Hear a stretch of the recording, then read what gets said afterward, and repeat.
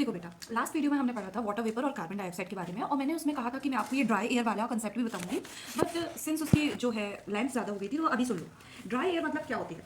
Dry air मतलब वो air, वो आपका वॉल्यूम एयर का कहना चाहिए जिसमें वाटर वेपर को हम कॉन्स्टिट्यूट नहीं करते हैं, है ना। अब ऐसा क्यों करते हैं? क्योंकि वाटर वेपर अपन ने देखो उसकी कैरेक्टरिस्टिक ये क्या है कि हाईली वेरिएबल है, मतलब कि वो 0.2 से लेकर के 4.4% तक की वॉल्यूम कवर कर सकती है आपके एटमॉस्फेयर की। समझ में आई बात? तो water vapour, because water vapour is highly variable while other gases are remarkably constant. ये जो अदर गैसेस हैं वो बहुत ज़्यादा कॉन्स्टेंट रहती हैं। चाहे आप कार्बन डाइऑक्साइड की भी बात कर लें, वो धीरे धीरे बढ़ रहा है, मतलब बढ़ रहा है तेज गति से, लेकिन ग्रेजुअली बढ़ेगा। लेकिन वाटर वेपर आपका डे टू डे फ्लक्चुएशन करेगा, मतलब आर टू आर फ्लक्चुएशन करेगा, डे नाइट में फ्लक्चुएशन करेगा, सीजन टू सीजन फ्लक्चुएट करेगा। ग्रेजुअली ऐसा नहीं हो रहा है कि बढ़ रहा है बढ़ रहा है बढ़ रहा है बढ़ रहा है, जैसे कार्बन डाइऑक्साइड नहीं, जैसे अदर ग्रीन हाउस गैसेस नहीं। ये कभी कम है कभी ज़्यादा है, ऐसा टाइप का है ये। समझ में आई बात? तो इसलिए साइंटिस्ट या फिर जियोग्राफर्स या फिर मीटियोलॉजिस्ट इसे क्या करते हैं, इसे हटा देते हैं। ठीक है, तो अगर हम क्योंकि इंक्लूड करें तो the percent of all gases keep changing, मतलब कि हमें सारी गैसेस का बदलना पड़ेगा। मान लो अब सुबह का दिन है तो सुबह के दिन में ज़्यादा वाटर पेपर रहेगी, तो हमें सारी गैसेस का चेंज करना पड़ेगा। मान लो अगर 3% भी हो गया, 97% में हमें फिर बाकी की एडजस्ट करना पड़ेगा। ठीक है, फिर रात हो गई तो रात में मान लो वो 0.5% हो गया, तो अब हमें 99.5% में एडजस्ट करना पड़ेगा। तो ये एडजस्टमेंट करते रह जाएंगे तो हम लोग डेटा कब निकालेंगे, है ना। तो हमें ये सब करने से बच जाए हम, और कन्फ्यूजन और इनकन्सिस्टेंसी से बचे, तो इसलिए हम क्या देखते हैं, ड्राई, मतलब हम नहीं, जियोग्राफर्स या फिर सब लोग क्या देखते हैं, ड्राई एयर देखते हैं। ठीक है, दैट इनेबल्स कन्फ्यूजन, अवॉइड या फिर prevents confusion and inconsistency and enables comparison. समझ में आई आपको बात? चलिए, तो अदर गैसेस जो हमने पढ़ना था, वेरिएबल गैसेस का पार्ट ये आई थिंक 4 है, तो पढ़ते हैं। अब आती है हमारी बारी डस्ट पार्टिकल्स की। अब देखो, हमने गैसियस वाटर वेपर के बारे में पढ़ा था, ठीक है, कि गैसियस वाटर एक्सिस्ट करता है हमारे एटमॉस्फेयर में, उसके साथ साथ लिक्विड वाटर भी एक्सिस्ट करता है ना। जैसे कि रेन क्लाउड्स वगैरह, प्रेसिपिटेशन में जो चीज़ नीचे गिर जाती है, मतलब ग्रेविटी के कारण ही नीचे गिर जाती है, बल्कि होता तो है लेकिन, है ना। सिमिलरली गैसियस और लिक्विड के अलावा सॉलिड वाटर जो है, सॉलिड वाटर भी जो है एटमॉस्फेयर में मिलता है ना, in the form of ice, crystal, snow, sleet and hail. These are all types of precipitation. जब हम हाइड्रोस्फीयर साइकिल पढ़ेंगे ना तो ये आप पढ़ेंगे, लेकिन आपको देखना है कि सॉलिड, लिक्विड, गैस तीनों फॉर्म में वाटर जो है एटमॉस्फेयर में एग्जिस्ट करता है। तो ये प्रीलिम्स में आ सकता है ना, तो आपको थोड़ा सावधान इंडिया सवाल है ये, मतलब सावधान इंडिया चीज़ है ये। ठीक है, तो the atmosphere consist of numerous solid and liquid particles. जो एटमॉस्फेयर है इसमें बहुत सारे solid plus liquid gaseous particles तो हैं ही, गैसियस पार्टिकल्स के अलावा सॉलिड और लिक्विड पार्टिकल्स भी है। देखो, हमने अभी तक की गैसेस की ही बात की है, अब इसके अलावा भी लिक्विड और सॉलिड पार्टिकल्स भी हैं, और ये लिक्विड और सॉलिड पार्टिकल्स कलेक्टिवली कहे जाते हैं एरोजोल्स। ठीक है, पर्टिकुलेट्स मतलब क्या होता है? Particulates are solid suspended in the atmosphere. अभी जो एरोजोल्स का ये जो सॉलिड वाला पार्ट है उसे हम कहते हैं पर्टिकुलेट्स, है ना। पर्टिकुलेट मैटर PM25 जो हम पढ़ते हैं, PM10, PM ये, तो ये सब यही है। ठीक है, PM2.5 पढ़ते हैं ना, बहुत इंपॉर्टेंट है, जो कि, है ना, अभी करंट अफेयर में भी चल रहा है। तो बताओ PM2.5 क्या है, और वो PM10 से ज़्यादा डेंजरस क्यों है, ये भी। ठीक है, तो particulates are a type of aerosols. Aerosols के टाइप है particulates, but aerosols are not necessarily particulate matter. aerosols में दो चीज़ें आ जाएंगी आपकी, मान लो सॉलिड और लिक्विड, और ये जो सॉलिड वाला पार्ट है वो particulate matter है ना। तो all particulates are, कहना चाहिए आपको aerosols, but not all aerosols are called particulates. तो ये cause and effect ये आपके आ सकता है ना, assertion reason या फिर क्वेश्चन में, तो आपको ये ध्यान रखना पड़ेगा। ठीक है, तो particulate matter includes particles such as dust, smoke, pollen and spores, volcanic emissions, bacteria and salts from the ocean, है ना। अभी जो इवापोरेशन हुआ, कुछ कुछ सॉल्ट भी पार्टिकल्स पे आते हैं, और ये सैंड पार्टिकल्स है ना, ये जो छोटे छोटे पार्टिकल्स है जो सॉलिड है, यही सारी चीज़ें होती हैं particulates. They play an essential role in absorbing energy and in the formation of raindrops. Energy के एब्जॉर्प्शन में प्लस रेन ड्रॉप के फॉर्मेशन में, अभी हम आगे देखेंगे तो आपको बहुत अच्छे से समझ में आ जाएगा, ये इंपॉर्टेंट रोल प्ले करते हैं। Particulate matter also includes the pollutants released by anthropogenic activities.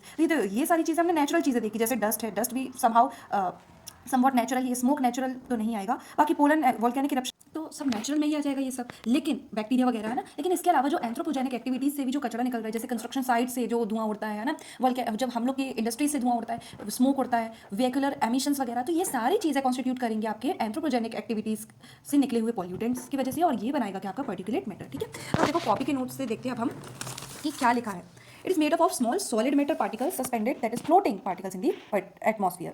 Dust particles या aerosols दो टाइप के, solid और liquid. Solid मतलब कि आपका आ जाएगा particulates, समझ में ये बात। फिर they are more concentrated in the subtropical and temperate region than in equatorial and polar region.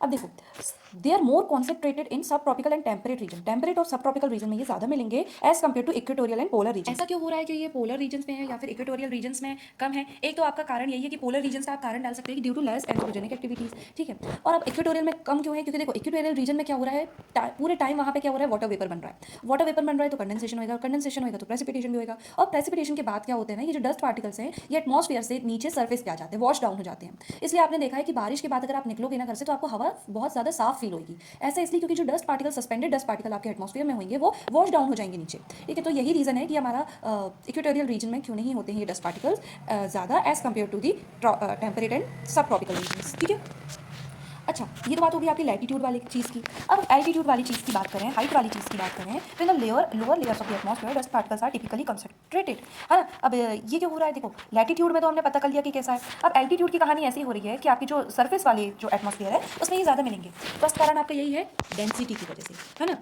Density, क्योंकि क्या होगी, डेंसिटी वेरिएशन के कारण, ग्रेविटेशन पुल के कारण इनकी डेंसिटी क्या होगी, ज़्यादा किसमें होगी, मतलब आपके सरफेस में ज़्यादा रहेगी, है ना, ग्रेविटेशनल पुल के कारण, क्योंकि ये लोग वेटेड रहेंगे। समझ में आ रही है आपको बात? अच्छा, टिपिकली तो ये कहाँ कॉन्सेंट्रेटेड होते हैं, लोअर एटमॉस्फेयर में कॉन्सेंट्रेटेड होते हैं, बट कन्वेक्शनल एयर करेंट्स जो होती हैं, जो आपके ऊपर से नीचे जाती हैं आपकी, है ना, कन्वेक्शनल एयर करेंट्स, कन्वेक्शन मतलब एक हीट ट्रांसफर की प्रोसेस होती है जिसमें नीचे की गर्म हवा ऊपर की हवा को गर्म करती है। ठीक है, तो ये वर्टिकल मिक्सिंग होती है। अब वर्टिकल मिक्सिंग से क्या होता है, जो नीचे की हवा है वो ऊपर को ले जाएगी, है ना, और तो जो पार्टिकल्स भी रहेंगे नीचे वो भी ऊपर को जाएंगे। ठीक है, तो ये करंट्स कैरी करते रहती हैं इन्हें ग्रेट हाइट्स तक की। ठीक है, अब नेचुरल सोर्सेज क्या है ये डस्ट पार्टिकल्स के, salt particles, dust particles, pollens and volcanic dust. और एंथ्रोपोजेनिक सोर्सेज क्या है, industrial suit, black carbon, brown carbon. अच्छा, ब्लैक कार्बन और ब्राउन कार्बन समझना बहुत इंपॉर्टेंट है, तो किसी वीडियो में हम इन्हें भी समझेंगे। ठीक है, तो they are found in the form of smoke, soot, sand, oceanic salt, ash, pollen, etc. ठीक है, तो ये हमने देख लिया। अब these dust particles help in condensation of water vapor। अब ये क्या है ना, ये क्या हो रहा है भाई, कि कंडेंसेशन तो हो रहा है हमें पता है,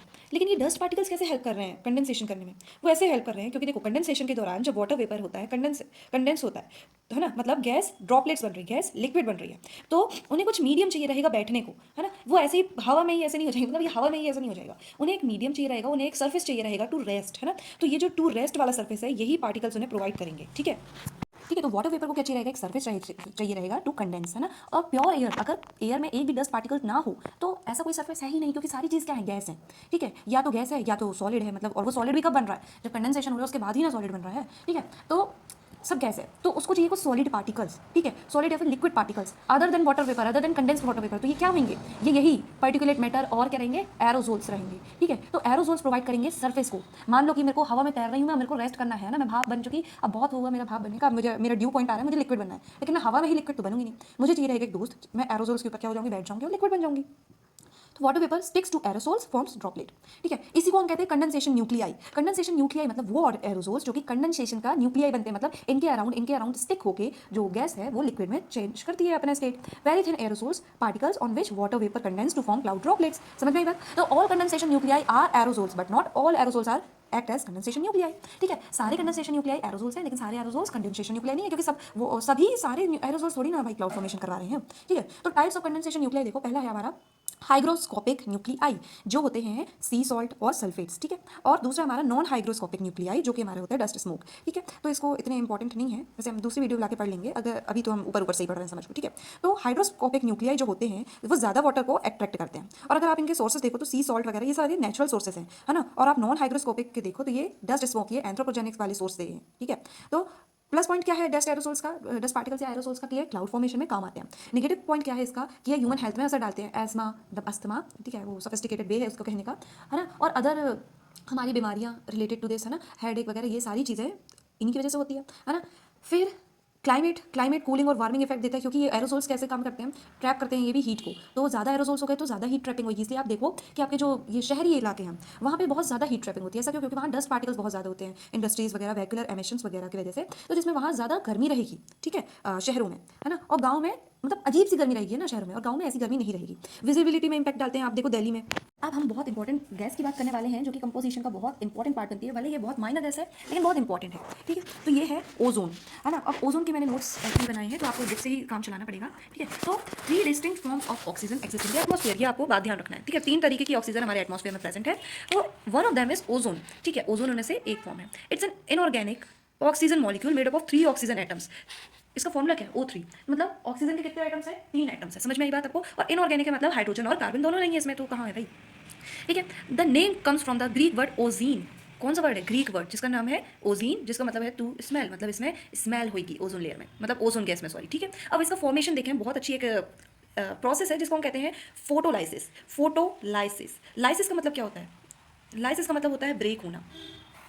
तो इसमें क्या हो रहा है? फोटो का मतलब है हमारा सन, रिलेटेड टू सनरेज, ठीक है, और लाइसिस मतलब टू ब्रेक। अब क्या होगा देखो, ऑक्सीजन मॉलिक्यूल मतलब O2, मॉलिक्यूल मतलब 2 एटम से बना कुछ है ना, 2 या 3 एटम से ज़्यादा बना, ठीक है। तो यहाँ 2 एटम्स हैं ऑक्सीजन के और यहाँ बना है ऑक्सीजन का मॉलिक्यूल्स, है ना, are stuck by high energy ultraviolet rays, UVC. UV जो होता है वो एक जो हमारा इलेक्ट्रोमैग्नेटिक स्पेक्ट्रम है उसका एक पार्ट होता है यूवी रेज, है ना, जबकि और ये बहुत हाई एनर्जी के रहते हैं, और हाई एनर्जी मतलब शॉर्ट वेवलेंथ, ठीक है। तो ये आते हैं हमारे इंसोलेशन में। अब जब ये पहुंचते हैं, अब अच्छा देखो, यूवी रेज जो सॉरी ओजोन जो लेयर है, ओजोन हमारे पास जाती है स्ट्रेटोस्फीयर में, ठीक है। तो ये जब ये आए हमारे इलेक्ट्रोमैग्नेटिक रेडिएशन EMR जब आया, और यूवी रेज जब ऑक्सीजन के मॉलिक्यूल से स्ट्रक हुई, है ना, और ये आपको ध्यान रखना बहुत हाई एनर्जी है ये, ठीक है। तो जब ये स्ट्रक हुई तो इसने क्या किया, दे स्प्लिट, मतलब इसने क्या करा, तोड़ दिया ऑक्सीजन के मॉलिक्यूल को, resulting in the formation of 2 individual oxygen. ये तो ये एक मॉलिक्यूल से 2 इंडिविजुअल एटम्स बन गए, किसके? ऑक्सीजन के, और ऐसे बन गया हमारा एटॉमिक ऑक्सीजन, ठीक है। पहले एक मॉलिक्यूल था, हाई एनर्जी यूवीसी से स्ट्रक हुआ, मतलब एक साथ आए, दोनों टकरा गए, और ये टक्कर में 2 ऑक्सीजन के मॉलिक्यूल्स बन गए, मतलब एक ऑक्सीजन के मॉलिक्यूल से 2 ऑक्सीजन बन गए, जिसे हम कहते हैं एटॉमिक ऑक्सीजन, मतलब एक ही एक एटम है ऑक्सीजन का, ठीक है। अब जब ये एक फ्रीड ऑक्सीजन है, ठीक है, ये एक ऑक्सीजन का एटम कंबाइन करेगा अनदर ऑक्सीजन के मॉलिक्यूल से, मॉलिक्यूल मतलब जिसमें O2 है, और ये एटॉमिक ऑक्सीजन मतलब जो A है, मतलब जो O है, अकेला O है ना। अब जब ये दोनों मिल जाएंगे तो 2 + 1 कितना हो गया? 3, तो leading to the creation of ozone, that is O3। तो आपने देखा कि यहाँ 3 तरीके की ऑक्सीजन है, जैसे हमने देखा, एक तो मॉलिक्यूलर, एक एटॉमिक, और ये एक ओजोन। 1, 2 और 3 कहना चाहिए, ठीक है। 1 कैसे बनी? 2 के ब्रेक होने से, और 3 कैसे बनी? 1 और 2 के मिलने से, ठीक है। तो फॉर्मेशन हमने देख लिया, और इस प्रोसेस को हम कहते हैं फोटोलाइसिस। समझ में आ गई आपको बात? क्योंकि EMR की वजह से ब्रेक हो रहा है, लाइसिस हो रहा है, फिर फ्यूजन हो रहा है, समझ गए। अब डिस्ट्रक्शन कैसे होता है? देखो, फॉर्मेशन भी एक नेचुरल प्रोसेस है और डिस्ट्रक्शन भी एक नेचुरल प्रोसेस है। ये नेचुरली ब्रेक होएगा इन दी स्ट्रेटोस्फीयर में ब्रेक होएगा बाय सनलाइट, ठीक है। ये कैसे डिस्ट्रॉय होएगा? It gets destroyed when it reacts with molecules containing nitrogen, chlorine, hydrogen और ब्रोमीन। तो मतलब स्ट्रेटोस्फीयर में जब ये इन मॉलिक्यूल्स, इन गैसेस से मिलेगा तो ये नेचुरली डिस्ट्रॉय हो जाएगा। समझ में आ गई आपको बात? इसमें आपको ज़्यादा दिमाग नहीं लगाना है। फिर वेरिएशन इन ओजोन कॉन्सेंट्रेशन, जो ओजोन है वो कहाँ कंसंट्रेशन रहेगा, जो ओजोन गैस है उसके कंसंट्रेशन में वेरिएशन है। अब हमें ये पढ़ना है। एक अनपॉल्यूटेड एटमॉस्फेयर में बैलेंस रहेगा इन प्रोडक्शन एंड डिस्ट्रक्शन या फिर डिप्लीशन ऑफ ओजोन। मतलब ये हर चीज़ देखो नेचुरली ना साइकिल में ही रहती है, चाहे उसका प्रोडक्शन हो, चाहे उसका डिस्ट्रक्शन हो या डिप्लीशन। लेकिन फिर आते हैं हम लोग, ठीक है। तो हम लोग सारे बैलेंस को बिगाड़ने में माहिर हैं, क्योंकि तो क्या होता है देखो, consequently the overall concentration of ozone in the stratosphere remains relatively stable. तो नेचुरल अनपॉल्यूटेड एटमॉस्फेयर में ये स्टेबिलिटी बनी रहती है in the production and destruction में, ठीक है। और ये कहाँ पाया जाता है? स्ट्रेटोस्फीयर में पाया जाता है, जो सेकंड लेयर होती है। अभी हम लेयर भी पढ़ेंगे तो आपको बहुत अच्छे से समझ में आ जाएगा। अब ये वेरिएशन होती है इसमें एल्टीट्यूड के साथ, ये नेचुरली है, ठीक है। There is a variation in the concentration of ozone in the stratosphere with altitude. The highest level of ozone are generally observed between 19 to 23 kilometre above the earth surface, ठीक है। 13 kilometre तक की हमारा कौन सी layer होती है हमारी? Troposphere. उसके बाद स्ट्रेटोस्फीयर। तो 19 to 23 किलोमीटर तक की हमारी ये स्ट्रेटोस्फीयर में ये पाई जाती है। कौन सी लेयर, मतलब कौन सी गैस? ओजोन गैस, ठीक है। सबसे ज़्यादा, बाकी तो पूरी लेयर में होती है, लेकिन सबसे ज़्यादा ग्रेटेस्ट अमाउंट में 19 to 23 किलोमीटर के बीच में पाई जाती है। अच्छा, लैटिट्यूडल ट्रांसपोर्टेशन, एल्टीट्यूड का देख लिया। लैटिट्यूडल ट्रांसपोर्टेशन क्या हो रहा है? The majority of ozone in the stratosphere is formed over the equator. अच्छा, इसका मुझे रीजन देना आप कमेंट सेक्शन में कि ऐसा क्यों हो रहा है कि ओजोन का जो फॉर्मेशन है वो इक्वेटर के ऊपर क्यों हो रहा है, ठीक है। It is then transported by winds towards higher latitudes which leads to distribution of ozone across different regions. बन रही है इक्वेटर में, रीडिस्ट्रीब्यूशन हो रहा है थ्रू विंड्स। विंड्स क्या कर रही हैं? ओजोन गैस को रीडिस्ट्रीब्यूट कर रही हैं डिफरेंट लैटिट्यूड्स में अक्रॉस डिफरेंट रीजन्स। समझ में आई आपको बात? फिर regional variation in ozone levels. Altitude देख लिया, लैटिट्यूड देख लिया। अब रीजनली कैसे वेरी कर रही है? Under normal condition the highest ozone levels are generally found over the Canadian, Arctic and Siberia. अच्छा, ये एक और सवाल है मेरा आपसे कि इक्वेटर में बन रही है, लेकिन इसका highest concentration, highest ozone level यहाँ क्यों है? कैनेडियन, आर्कटिक या फिर साइबेरिया में क्यों है? ये तो पोलर एरिया से आपको कहना चाहिए, तो ये वहाँ क्यों है? आपको ये जवाब देना होगा, ठीक है। On that contrary the lowest ozone layer concentration are found over the equator. ऐसा क्यों है बताओ? बन रही है इक्वेटर के पास, लेकिन मिल क्यों नहीं रही इक्वेटर के पास? इसका रीजन देना, और अगर नहीं बता पाए तो अगली वीडियो में मैं ही बताऊंगी, चिंता नहीं करना, ठीक है। फिर daily variation due to other conditions, daily भी वेरी कर रहे हैं। देखो, एल्टीट्यूड, लैटिट्यूड, रीजनली तो समझ में आता है, डेली के लेवल में भी वेरी कर रहा है इसका लेवल।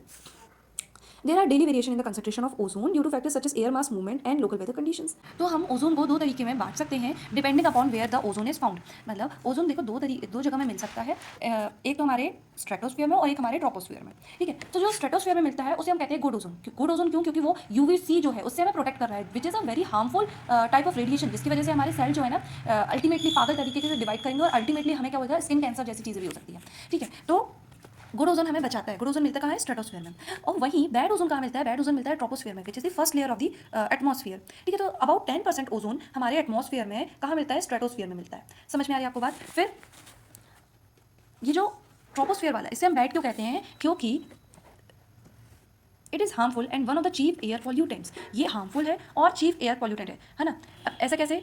क्योंकि ये it is the main component of smog. जो स्मोक बनता है, स्मोक प्लस फॉग, स्मॉग जो स्मॉग बनता है उसका मेन कंपोनेंट ये बैड ओजोन ही है। मतलब ये जो ओजोन है जो इसमें मिल रहा है आपको स्ट्रेटोस्फीयर में, नहीं सॉरी ट्रोपोस्फीयर में मिल रहा है, उसका मेन कंपोनेंट है, ठीक है। It is not emitted directly into the air, it is created by chemical reactions between oxides of nitrogen and volatile organic compounds VOC। देखो अब सुनो, जो हमारा गुड ओजोन था वो कैसे बन रहा है? वो नेचुरल प्रोसेस से बन रहा है क्योंकि यूवीसी स्ट्रक कर रही है हमारे O2 को और वहाँ से ओजोन बन रहा है, O3 बन रहा है। लेकिन ये कैसे बन रहा है? ये केमिकल रिएक्शंस की वजह से बन रहा है ना। Chemical reaction between oxides of nitrogen NOx and volatile organic compounds VOC, है ना। वो कैसा था? इनऑर्गेनिक था, आपको याद रखना है, ठीक है। तो गुड ओजोन देखो ये स्ट्रेटोस्फेरिक ओजोन होता है ना। अच्छा, बैड ओजोन के और क्या नाम है? ग्राउंड लेवल या सरफेस लेवल ओजोन, क्योंकि ये सरफेस के पास मिलता है, ठीक है। ट्रोपोस्फेयर फर्स्ट लेयर है ना।